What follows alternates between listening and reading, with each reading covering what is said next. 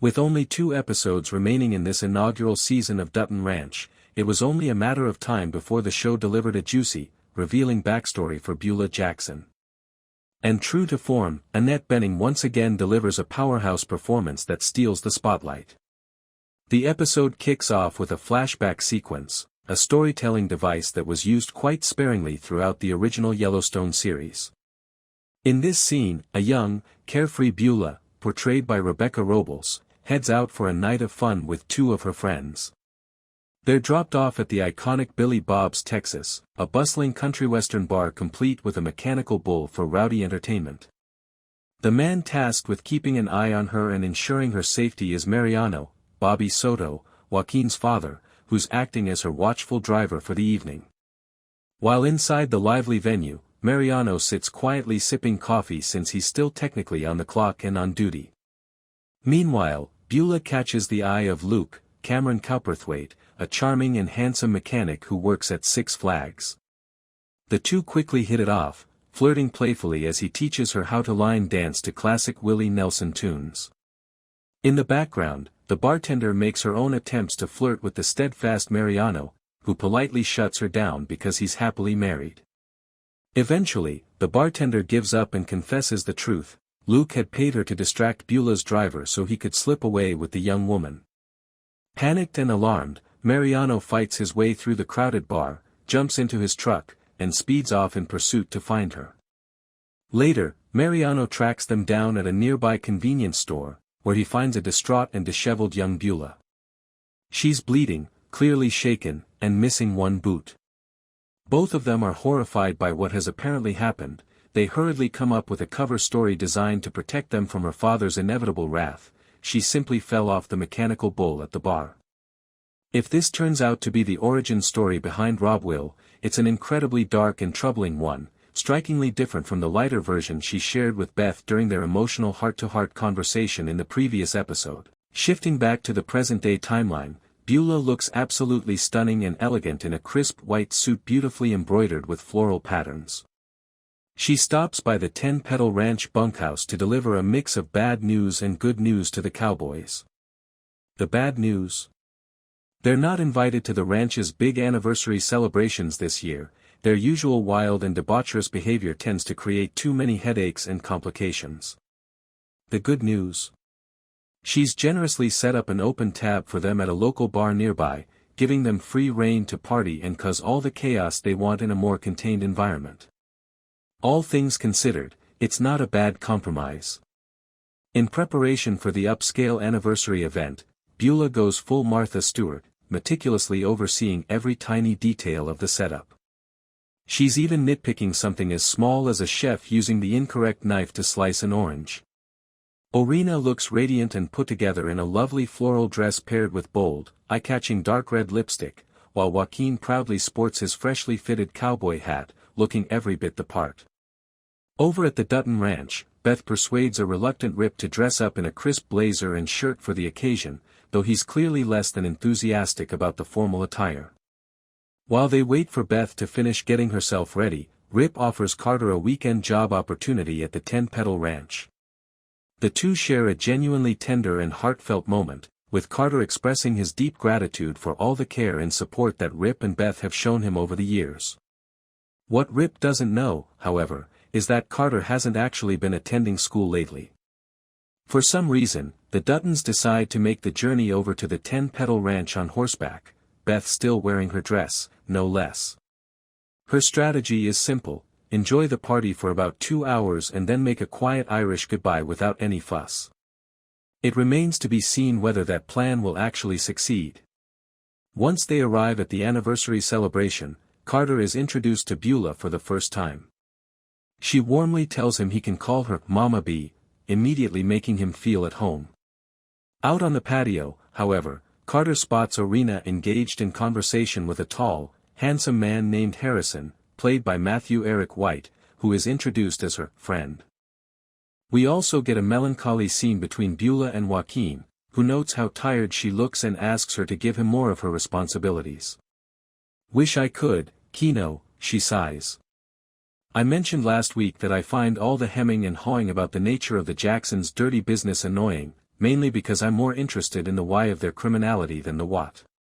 In last week's episode, Beth's butcher mentioned that a lot of local ranches had been bought out and or shut down over the past few years.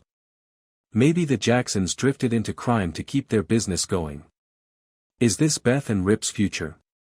Everett is surprised to be called to Petal Ranch, which usually uses a different vet, but responds to a call about a foaling pregnant mare that turns out to be a trick by Bula designed to get Everett over. When he arrives at the ranch and learns there was no pregnant mare at all, he puts the pieces together pretty quickly about Beulah's setup. He finds her sipping a drink on her porch, and she quips that she's awfully clever for getting him to come over, as she knew he wouldn't come if she had just asked. He joins her, somewhat begrudgingly, for just one drink, and they talk about what their future holds. Beulah confesses that Rob will, Courtney, is back in rehab.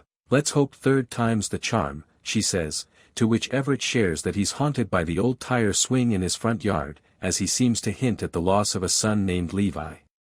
When Beulah grabs Everett's hand, he tells her, "We got too many demons to ever be good for each other." She tells him she can't argue with that, which surprises him, and he heads out, leaving Beulah in tears on her porch. With foot-and-mouth disease spreading through their cattle, which he discovered in the previous episode, Rip has no choice but to eliminate the entire herd. Azul, J.R. Villarreal, and Zachariah, Mark Menchaca, are both on hand to help, as is Beth. "I'll be right next to you," Beth tells Rip, even though he says, "Honey, that's not where you want to be." "That's why I won't be anywhere else," she replies. After corralling the whole herd into a fenced-off area that Azul dug out with a bulldozer, Rip takes out each of the cattle, one by one, with a shotgun, while Beth, Azul and Zachariah stand by and watch.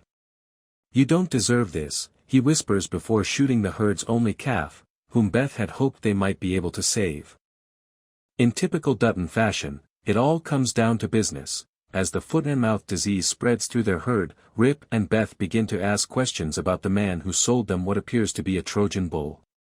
Beth gets a hold of Dr. Poole, the physician who supposedly did the preliminary blood work on Bullet, the bull they purchased at auction from a man named J.R. Simon, but there's a problem. Dr. Poole claims he's never heard of this J.R. character.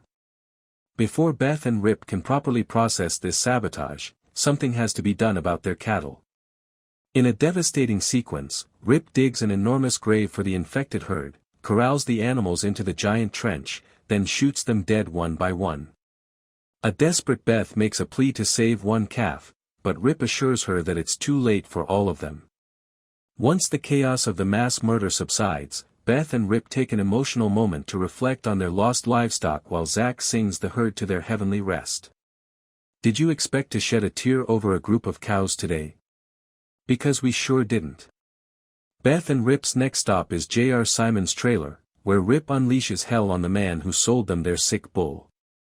J.R. claims not to know anything, but Rip isn't interested in his lies, banishing the shady salesman from Rio Paloma before dousing his trailer in gasoline and blowing it sky high. J.R. doesn't even have time to put on pants before running for his life, all while Beth enjoys a relaxing cigarette outside.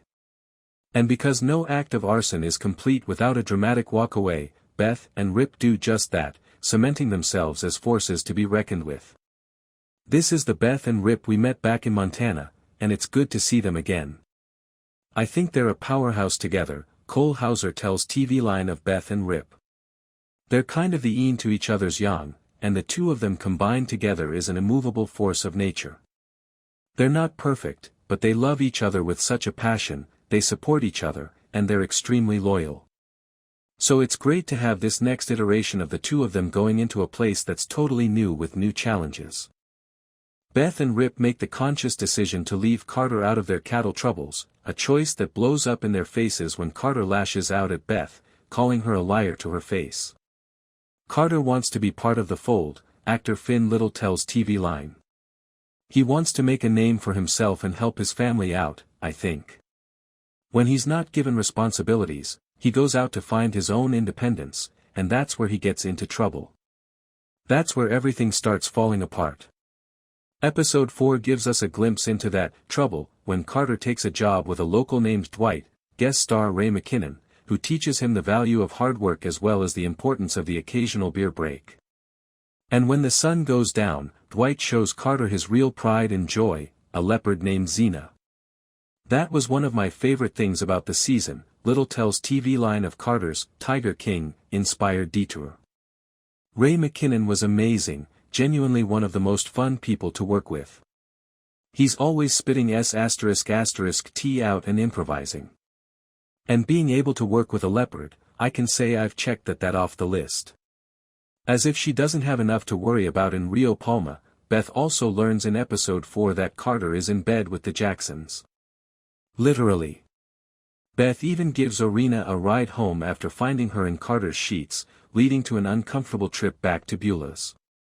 That one has a pure heart, Beth tells Oreana on the drive. If you f*** with him, I will make your life a living hell. Upon her arrival, Beulah invites Beth inside for a fresh start drink, but Beth politely refuses, as politely as Beth can, anyway.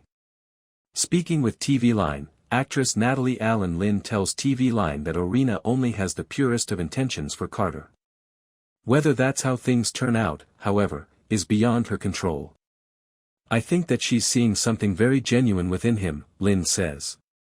Both of the characters come from very troubled backgrounds and have hard pasts, and meeting Carter is the first time she has felt that she can be herself around somebody. Her intentions are always pure, but she has a way of pushing people away. Let's just say their relationship is very up and down. It's a roller coaster.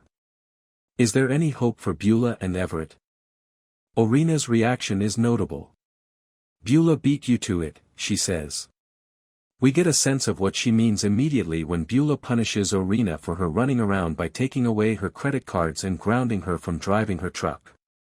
Beulah assigns one of the 10 Petal security goons to keep an eye on her granddaughter, and when Oreana tries to sneak out anyway, that goon shames her into stopping by telling her, unlike you, there are some very real consequences for me if I fuck up. Overall, this is one of the best episodes yet for Annette Bening as Beulah. She has a touching scene with Ed Harris's Everett, in which she bemoans the state of the Jacksons' family legacy, with Oreana being a train wreck and Rob Will back in rehab. Everett has known the Jacksons for a long time and tries to reassure her, reminding her that Oreana's father used to be a decent kid, and that good people don't lose all their good. You could call this a unifying theme for this episode, the question of whether something rotting from within can be salvaged or must be wholly eradicated. This doesn't quite work with the Dwight/Carter storyline, but hang with me. Rip makes the call to eradicate. Then, when he finds out from Beth that the cattle broker who sold them their new bull forged the medical clearance documents, Rip pays that lowlife a visit and sets his trailer on fire. Again, this is very Yellowstone for Rip to have an excessively violent response to an irritating obstacle.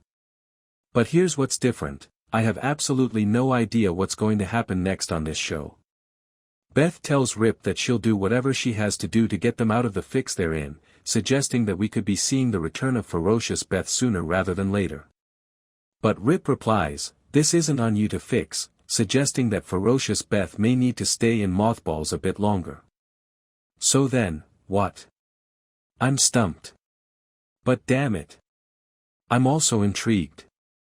Everett and Beulah hint at a deeper connection in their past. Nothing's directly clarified in the episode, but Everett does speak wistfully about someone named Levi and a tire swing in his backyard that he can't bring himself to cut down. Make of that what you will.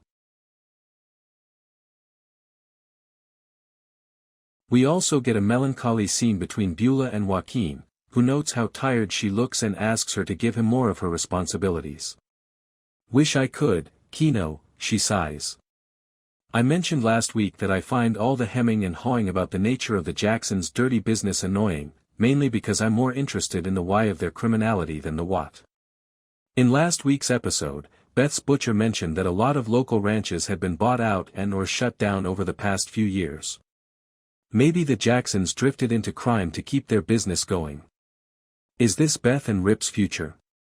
Everett is surprised to be called to 10 Petal Ranch, which usually uses a different vet, but responds to a call about a foaling pregnant mare that turns out to be a trick by Beulah designed to get Everett over. When he arrives at the ranch and learns there was no pregnant mare at all, he puts the pieces together pretty quickly about Beulah's setup. He finds her sipping a drink on her porch, and she quips that she's awfully clever for getting